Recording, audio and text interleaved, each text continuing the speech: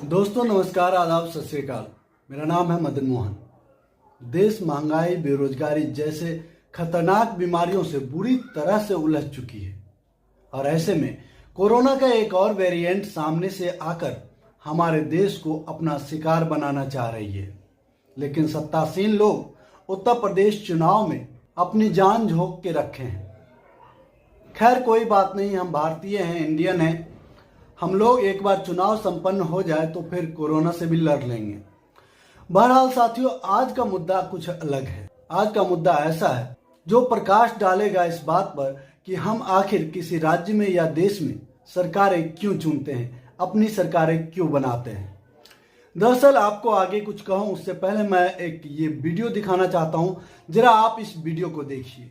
युवा मोर्चा का मैं काम बता देता हूं। ये जो बैठे हैं ना,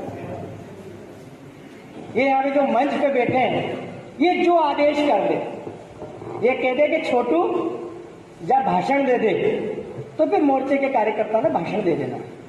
ये कह दे चल झंडा लगा दे आज, तो हमने झंडा लगाना।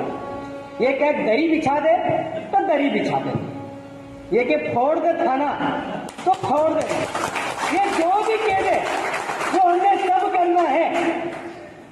दोस्तों ऐसा नहीं है कि हम आज पहली बार इस तरह के मुद्दों को उठा रहे हैं। हम इससे पहले भी कई बार बोल चुके हैं कि अंग्रेजों की गोलियों से भी ज्यादा खतरनाक आरएसएस यानी राष्ट्रीय स्वयंसेवक संघ का लठ है।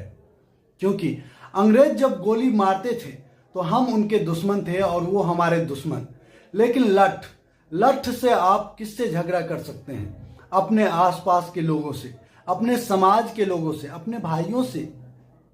आपके आसपास आपके भाई लोग ही तो रहते हैं, आपके समाज के ही लोग तो रहते हैं, उनसे ही आप लड़ सकते हैं। अब जरा बताइए, जो वक्ता इस वीडियो में बोल रहा था कि आखिर मुझे ऊपर से कहा जाए कि थाना भी फूंकना है तो हम थाने भी फूंकने के लिए तैयार रहें। ऐसी ट्रेनिंग अगर ऊपर से बच्चों को मिलती है तो हमारा देश कहाँ जाएगा? समाज की कल्पना मत कीजिए, क्योंकि एक समाज से ही राज्य और राष्ट्र का निर्माण होता है। अगर एक राज्य और राष्ट्र में इस तरह की शिक्षा को प्रसारित की जाएगी तो हमारे देश का भविष्य क्या होगा? दरअसल दोस्तों, मैं आपको ये वीडियो दिखाकर कोई निर्णय लेने के लिए नहीं कह रहा हूं। दरअसल हम इस वीडियो में उस व्यक्ति के भाषण को दिखाकर हम आपसे यह एहसास करवाना चाहते हैं कि इस तरह की मानसिकता जब देश के 1% लोगों में भी भर दी जाएगी तो इस देश का हाल क्या होगा। आज जबकि लोग चोरी छिपे इस तरह की शिक्षा को प्रसारित करते हैं और हमारे देश में इतना जहरीला वातावरण बन चुका है, तो जरा बताइए, अगर एक संगठन इस तरीके से सुनियोजित और प्रायोजित तरीके से इस तरह की शिक्षा का प्रसार करेंगे तो हमारे देश का क्या हाल होगा? मैं पूछना चाहता हूं उन तमाम हिंदुओं से, चूंकि इस देश की जनसंख्या में बहुलता में हिंदू भाई हैं, इसलिए मैं आपसे पूछना चाहता हूं, जो लोग कहते हैं कि सर्वे भवन्तु सुखिनः सर्वे सन्तु निरामया, सभी सुखी हो, सभी निरोग हो, यही नहीं पूरे ब्रह्मांड के लोगों को अपना कुटुंब कहने वाले उस हिंदू समाज के लोगों को आज क्या हो गया? क्यों नहीं इस तरह के कीड़ों को अपने समाज से निकालकर बाहर फेंक रहे हैं? कब तक आप इनके द्वारा मुसलमानों से डराए जाने के बाद अपने ही जनसंख्या को नफरतों से भर देना चाहते हैं? जरा सोचिए, पिछले 7 सालों में मोदी, योगी, अमित शाह और भाजपा ने मिलकर इस देश में इतना घिनौना नफरती वातावरण को बना दिया है। अगर कांग्रेस सच में हिंदुओं के खिलाफ षड्यंत्र रचती, अगर सच में हिंदुओं के खिलाफ कांग्रेस पार्टी काम करती तो 50 साल इस देश में कांग्रेस की सरकार रही। क्या 50 साल में हिंदुओं की दशा इतनी अच्छी होती क्या? मुझे बताइए।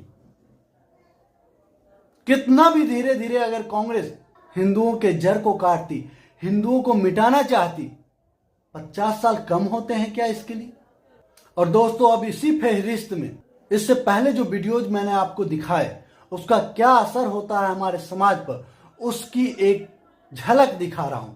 जरा इस वीडियो को देखिए पहले आप। हमेशा करती है। देखिए सरकार भाजपा के पास 1 रुपए का हिसाब है, समाजवादी पार्टी के पास हिसाब है 1 रुपए का। अखिलेश यादव को सुनते हो, रोज कहते हैं कि सुनते हैं, हुआ है भाजपा घोटाला। हमारा बस चले तुमको गोली मरवा देंगे हमारा बस चले तो। दोस्तों अभी पहले, इससे पहले वीडियो दिखाने के बाद मैंने आपको कहा था कि भारतीय जनता पार्टी, मोदी, योगी, अमित शाह चोरी छिपे आरएसएस के सहायता से हमारे देश में नफरत के जहर को घोल रहा है। इससे हमारे समाज, राज्य और राष्ट्र को बचाने की जरूरत है। अन्यथा आज हम किसी और के वीडियोस देख रहे हैं, कल आपके, हमारे, हम सब के घरों के बच्चे इसी जहरीली भाषाओं में ना सिर्फ बात कर रहे होंगे बल्कि इस तरह की घटना को अंजाम दे रहे होंगे।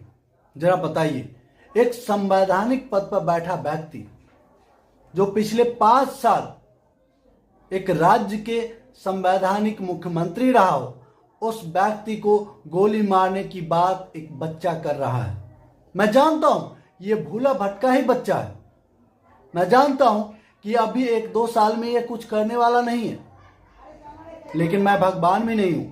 और एक इंसान के तौर पर हम सभी जानते हैं, भगत सिंह एक दिन में नहीं बनते, खुदीराम बोस एक दिन में नहीं बनते, एपीजे अब्दुल कलाम भी एक दिन में नहीं बनते।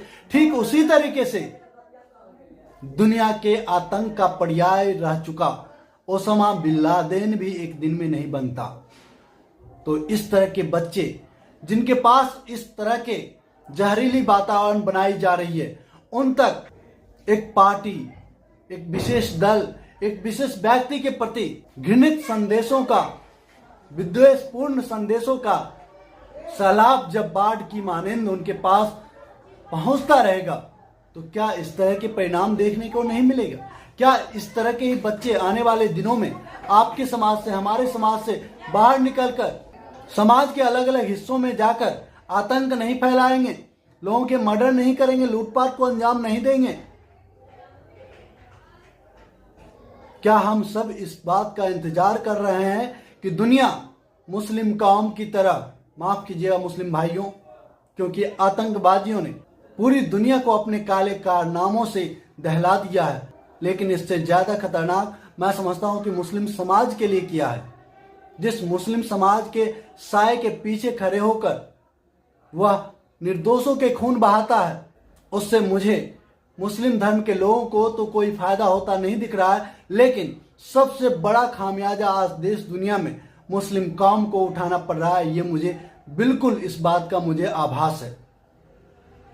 ठीक उसी तरीके से जब इस तरह के बच्चे अपने मन मस्तिष्क में उपजे भरे गए जहर को जब बाहर निकालेंगे, समाज को अपनी कुलसित मानसिकता से भर देंगे, चोरी करेंगे, डकैती करेंगे, लूटमार करेंगे, हत्या करेंगे, बलात्कार करेंगे, ऐसे जघन्य अपराधों को जब अंजाम देंगे, तो हिंदू समाज से मेरा सवाल है कि इस तरह के बच्चे आतंकी नहीं कहे जाएंगे आपके समाज से, तो कैसे बच्चे कहे जाएंगे? और कल को दुनिया हमें आतंकी कौम के रूप में नहीं जानेगी तो किसे जानेगी? क्या हम इस बात का इंतजार कर रहे हैं कि हमारी कौम को भी, हिंदू धर्म को भी लोग और दुनिया आतंक का ठप्पा लगा दे और उस कलंक को ढोते हुए हम पूरी दुनिया में दिखें? माफ कीजिएगा, इस तस्वीर को बदलना होगा।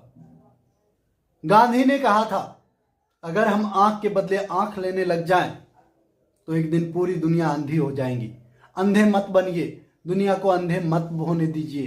बीजेपी इसी बात में विश्वास करती है और आने वाले दिनों में यही तस्वीर हमारे सामने में और कालिख के रूप में हमारे सामने होगी, और तब हम चाह कर भी उस तस्वीर को बदलने के बारे में सोच भी नहीं सकते। आज वो बीमारी धीरे धीरे लगनी शुरू हुई है, आज हमें शुरुआत कर देनी चाहिए। दोस्तों, इस टॉपिक पर इतना ही। अगर हमारी ये प्रस्तुति आपको अच्छी लगी, वीडियो को लाइक कीजिएगा और शेयर जम के कीजिए, ताकि हमारी बातें ज़्यादा से ज़्यादा लोगों तक पहुंच सके। अगर आप हमारे चैनल पर पहली बार आए हैं तो आपसे निवेदन है कि हमारे चैनल को सब्सक्राइब कर लें और घंटी के बटन को जोर दबा दें, ताकि हमारा हर एक वीडियो सबसे पहले आपको मिले। जय हिंद, जय भारत, जय संविधान।